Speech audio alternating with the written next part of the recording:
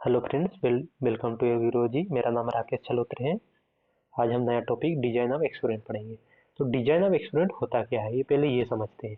तो design of experiment simple ये होता है कि जो एक्सपेरिमेंट है उसको हम डिजाइन कैसे करें। सिंपल जो डिजाइन एक्सपेरिमेंट का जो पर्पस होता है, डिजाइन ऑफ एक्सपेरिमेंट वो सिंपल होता है, generate the information. Generate the information. अब इंफॉर्मेशन हमको जनरेट करके देता है डिजाइन ऑफ एक्सपेरिमेंट। वो कैसे करता है? जैसे हम कोई सा भी ट्रीटमेंट ले रहे हैं, ट्रीटमेंट कुछ भी हो सकता है। समझ लीजिए सीड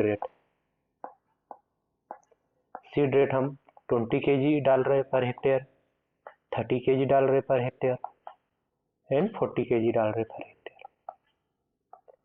तो जैसे हमारे पास ये 3 ट्रीटमेंट है अलग अलग। तो जो 20 kg डाल रहे हैं जिस फील्ड में, उसका यील्ड अलग होगा। 30 kg वाले फील्ड का अलग होगा और 40 kg वाले फील्ड का यील्ड जो है वो अलग होगा। तो ये जो इन्फॉर्मेशन हमको नहीं मिल रही है वो किससे मिल रही है? वो डिजाइन एक्सपेरिमेंट कर रहे हैं तभी हमको ये इन्फॉर्मेशन मिल रही है। तो सिंपल जो होता है डिजाइन एक्सपेरिमेंट का काम, वो जनरेट द इन्फॉर्मेशन। और इसमें जो कीवर्ड होता है, जैसे इसका तो सिंपल डेफिनेशन हो गया कि plan in which experiment has to be conducted. पर इसमें जो कीवर्ड आता है वो होता है treatment are kept under control as much as possible. मतलब जो ट्रीटमेंट होता है वो हमको कंट्रोल में रखना पड़ेगा। वही बात है, ट्रीटमेंट हम जैसे सीड्रेट कर रहे हैं तो सीड्रेट हम पूरा कंट्रोल दे रहे हैं। 20 kg है तो 20 kg ही दे रहे हैं, 30 kg है तो 30 kg दे रहे हैं। तो ये हम कंट्रोल में रख रहे हैं हमारे जो ट्रीटमेंट है। बाकी जो एक्स्ट्रा फैक्टर है, एक्स्ट्रा फैक्टर कुछ भी हो सकता है। जैसे एक्स्ट्रा फैक्टर में आ जाएगा वेदर कंडीशन, सोइल फर्टिलिटी, ये सब हमारे एक्स्ट्रा फैक्टर है। तो इनको तो हम कंट्रोल नहीं कर सकते। तो ये जो इनके जो इफेक्ट आएंगे फील्ड में वो एरर में चले जाएंगे। तो हमारा जो डिजाइन एक्सपेरिमेंट का काम यही होता है कि हमें इंफॉर्मेशन गेट करना है ट्रीटमेंट देकर, और जितना जो एक्स्ट्रा फैक्टर है जिससे हमको एरर आया उसको एरर को मिनिमम हमको रखना है। तो डिजाइन एक्सपेरिमेंट का यही काम होता है, generate the information with minimum error. ठीक है। तो इसमें सिंपल 3 प्रिंसिपल काम करते हैं। 3 प्रिंसिपल इंपॉर्टेंट है डिजाइन ऑफ एक्सपेरिमेंट के। जिसमें पहला आता है रेंडमाइजेशन,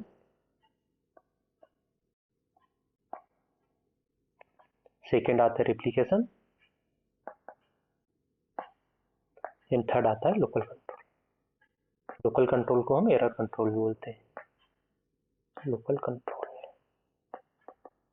सॉरी, एरर कंट्रोल। ठीक है। तो हम पढ़ेंगे अब फर्स्ट प्रिंसिपल रेंडमाइजेशन के बारे में। अब रेंडमाइजेशन होता क्या है? रेंडमाइजेशन का सिंपल मतलब ये होता है कि जैसे हमारे पास एक फील्ड है, वो समझ लीजिए ये डिफरेंट प्लॉट है, ये डिफरेंट प्लॉट है, ये डिफरेंट प्लॉट है, ये डिफरेंट प्लॉट है। तो जो हम ट्रीटमेंट दे रहे हैं, जैसे 20 kg हम सीड रेट दे रहे हैं, वो किसी में भी आने की जो प्रोबेबिलिटी है वो इक्वल है। मतलब जो चांस है प्लॉट में आने का कि कोई सा भी ट्रीटमेंट का, वो इक्वल होना चाहिए। ऐसा हम नहीं कह सकते कि ये जो पर्टिकुलर, जैसे ये पर्टिकुलर एक प्लॉट है जिसमें कोई सा ट्रीटमेंट आने की प्रोबेबिलिटी ज़्यादा है, इसमें कम है। मतलब सब सभी में चांस इक्वल है। अब जब सभी में चांस इक्वल है तो वो किसी में भी आ सकता है। रैंडम हम किसी को सेलेक्ट करके इसमें किसी में भी दे सकते हैं। तो रेंडमाइजेशन का काम होता है कि रेंडमाइज करना, ह्यूमन बायस को कम करना। बेसिकली जब हम रेंडमाइज करेंगे तो रिड्यूस ह्यूमन बायस अपने आप हो जाएगी। सेकेंड, इसका एक इम्पोर्टेंट और है कि जो एरर, एक्सपेरिमेंटल एरर होता है जो,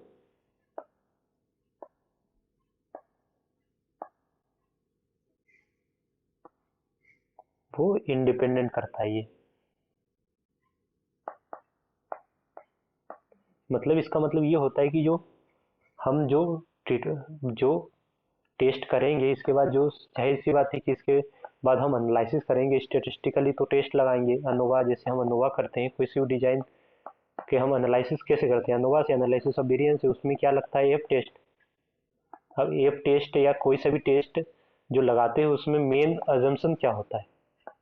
मेन उसका अजम होता है कि जो अजम्पशन होता है कि जो एरर होता है, वो एरर जो होता है वो इंडिपेंडेंट होना चाहिए एक दूसरे से। जो एरर है होता है वो इंडिपेंडेंट होना चाहिए। तो जो रेंडमाइजेशन काम करता है वो एरर को इंडिपेंडेंट बनाता है। तो हमारा जो टेस्ट होता है वो स्टेटिस्टिकली वैलिड होगा। तो ये क्या करता है, स्टेटिस्टिकली वैलिड द डिजाइन, और डिजाइन बोल सकते हैं हम। तो ये क्या था, एक वैलिड कराता है। अगर हमारे जो रेंडमाइजेशन नहीं होगा तो ये वैलिड ही नहीं होगा, मतलब इसका हम एनालिसिस ही नहीं कर पाएंगे डिजाइन का। तो सेकंड सेकंड प्रिंसिपल होता है रेप्लिकेशन। रेप्लिकेशन का मतलब सिंपल ये होता है कि repetition of treatment, repeat repeat कराना। जैसे हमारे पास एक ही फील्ड है, समझ लीजिए। तो जैसे 20 kg एक ट्रीटमेंट है, फर्टिलाइजर का ही मान लीजिए या सीड रेट मान लीजिए। तो ये हम इसमें दे रहे हैं, तो इसमें एक 20 kg के एक प्लॉट में आ गया, तो ये 20 kg दूसरे प्लॉट में भी आना चाहिए, तीसरे प्लॉट में भी आना चाहिए। मतलब जितना रिप्लिकेशन समझ लिया, अगर 2 रिप्लिकेशन है तो ये 20 kg 2 बार आना चाहिए। 3 रिप्लिकेशन है तो ये 20 kg 3 बार आना चाहिए। तो रिप्लिकेशन का मतलब होता है कि एक से ज़्यादा बार कोई फील्ड है उसमें हम ट्रीटमेंट कराएं। तो इसका मतलब यही होता है कि जो रिप्लिकेशन होता है वो इंक्रीज करता है एक्यूरेसी को। जाहिर सी बात है कि अगर हम ज़्यादा एक ही चीज़ को ज़्यादा बार अगर रिप्लिकेट कराएंगे तो एक्यूरेसी बढ़ेगी और जो एरर होगी वो कम होगी। तो रिड्यूस एरर, इंक्रीज एक्यूरेसी। और जो सेकेंड होता है इसका इम्पोर्टेंस, वो होता है कि ये जो एक्सपेरिमेंटल एरर होता है, एक्सपेरिमेंटल एरर वेरिएंस होता है, एक्सपेरिमेंटल एरर वेरिएंस,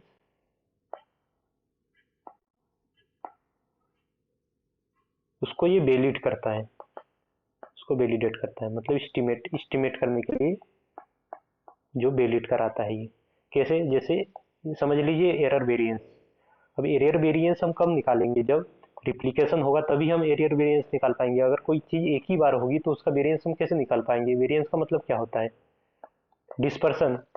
एक एक डिस्पर्सन को चेक करने का एक जरिया वेरिएंस ही है। डिस्पर्सन को चेक करने के और भी वेरिएंस, जैसे स्टैंडर्ड डिविएशन हो गया, रेंज हो गया।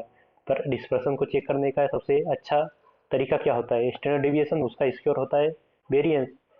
तो जो डिस्पर्सन होता है वो हम कैसे चेक करेंगे, अगर कोई चीज़ 2 बार होगी, जैसे कोई चीज़ 2 बार होगी तो उसका डिफरेंस लेंगे या रेंज लेंगे, कुछ लेंगे, तभी तो हमको डिस्पर्सन मिलेगा। तो रिपीटेशन अगर होगा ही नहीं तो हमको वेरिएंस मिल ही नहीं पाएगा, और जब वेरिएंस नहीं मिलेगा तो हमारा जो टेस्ट है वो स्टेटिस्टिकली वैलिड ही नहीं होगा, वैलिड ही नहीं होगा। क्योंकि जो एरर वेरिएंस होगा वो बहुत जरूरी है। एरर वेरिएंस, हमारा जो एरर वेरिएंस है उसको हमारा जो एम होता है वो कम करना होता है। तो जब एरर वेरिएंस निकाल ही नहीं पाएगा तो उसको कम कैसे कर पाएंगे। तो एरर वेरिएंस तो निकालना जरूरी है। तो एरर वेरिएंस निकलेगा कैसे, रिप्लिकेशन से। तो ये हो गया रिप्लिकेशन। अब थर्ड हो गया principle of design of experiment, local control. Local control क्या करता है, लोकल कंट्रोल मतलब एरर कंट्रोल, एरर को रिड्यूस करता है, रिड्यूस एरर। कैसे, लोकल कंट्रोल सिंपल एक प्रिंसिपल काम करता है, ब्लॉकिंग। जैसे एक पूरा फील्ड है, इसमें समझ लीजिए कि यहाँ वेरिएबिलिटी अलग है सोइल का, यहाँ सोइल की वेरिएबिलिटी अलग है। तो ये क्या कर देता है, ब्लॉक कर देता है, जैसे छोटे छोटे ब्लॉक में बांट देता है पूरा फील्ड को। तो एक जो ब्लॉक है उसके बीच में तो एकदम होमोजीनियस कंडीशन हो गया, मतलब एक जैसा हो गया। दूसरा ब्लॉक फिर एक जैसा हो गया। तो ब्लॉकिंग का प्रिंसिपल क्या होता है, मतलब ब्लॉकिंग करने से हमको क्या मिलता है कि एक ब्लॉक है उसमें होमोजीनियस हो गया ब्लॉक, और जो बिटवीन ब्लॉक है, मतलब बिटवीन जो ब्लॉक है वो हेट्रोजीनियस हो गया, और विथिन ब्लॉक है वो होमोजीनियस होगा। तो काम ये है कि एक ब्लॉक है वो होमोजीनियस है और दूसरा ब्लॉक है तो ये दोनों अलग अलग है पर ये अंदर से सेम है। तो इससे हमको क्या होता है कि हम जो एक्सपेरिमेंट कर रहे हैं वो एक जैसे इन्वायरमेंटल में कर रहे हैं। तो एक ब्लॉक है उसके अंदर फिर हम कितने भी यूनिट लगा के एक्सपेरिमेंट कर सकते हैं, तो हमको एक जैसा इन्वायरमेंटल मिल रहा है। तो ये अल्टीमेटली क्या करता है, एरर को कम कर देता है। अब जैसे एक फिशर फिशर डायग्राम आता है, फिशर डायग्राम सिंपल ये जो 3 प्रिंसिपल जैसे काम करते हैं उसको एक डायग्राम से समझाया हुआ है फिशर ने। जैसे ये एक रेप्लिकेशन आ जाता है ऊपर, रेप्लिकेशन, रेंडमाइजेशन, लोकल कंट्रोल, फिर यहाँ आ जाएगा आपका वैलिडिटी ऑफ एस्टीमेट,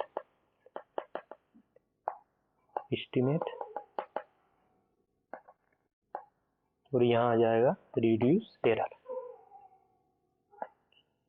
एरर। तो ये रिप्लिकेशन करता है वो दोनों काम करता है, क्योंकि रिप्लिकेशन क्या करता है, वैलिडिटी भी करता है, जैसे एरर वेरिएंस को एस्टिमेट करता है ना, और एरर को भी कम करता है, मतलब एक्यूरेसी बढ़ाता है। लोकल कंट्रोल से भी एक काम करता है, लोकल कंट्रोल का काम होता है सिर्फ रिड्यूस करना एरर को।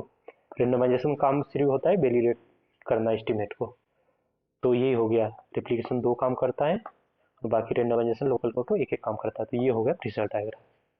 इससे हम समझ पाएंगे कि ये तीनों प्रिंसिपल क्या काम कर रहे हैं मोटा मोटा।